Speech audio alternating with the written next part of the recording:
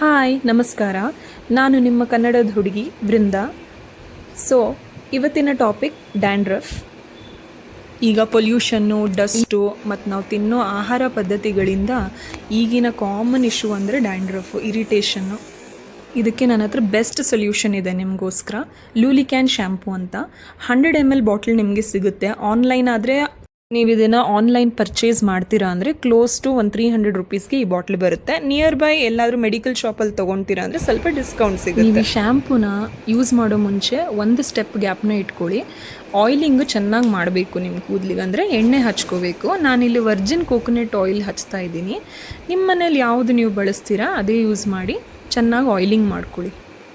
ನೀವಿಲ್ಲಿ ಎಣ್ಣೆ ಹಚ್ಚಿದಾದಮೇಲೆ 3 to 4 hours ಚೆನ್ನಾಗಿ ಗ್ಯಾಪ್ ಕೊಟ್ಟು ಆಮೇಲೆ ತಲೆ ಸ್ನಾನ ಮಾಡ್ಕೊಳ್ಳಿ, ಆಮೇಲೆ ಶ್ಯಾಂಪು ಹಚ್ಕೊಳ್ಳಿ.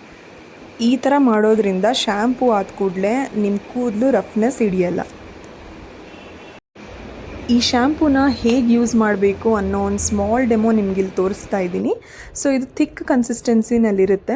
ಕೈ ಫಸ್ಟು ಒದ್ದೆ ಮಾಡಿಕೊಂಡು ಕೈ ಮೇಲೆ ಚೂರು ಶ್ಯಾಂಪು ಹಚ್ಚಿ ಅದು ಚೆನ್ನಾಗಿ ಉಜ್ಜಿ ಆಮೇಲೆ ನೀವು ಸ್ಕ್ಯಾಲ್ಪ್ಗೆ ಕೂದಲಿಗೆಲ್ಲ ಅಪ್ಲೈ ಮಾಡ್ಬೋದು.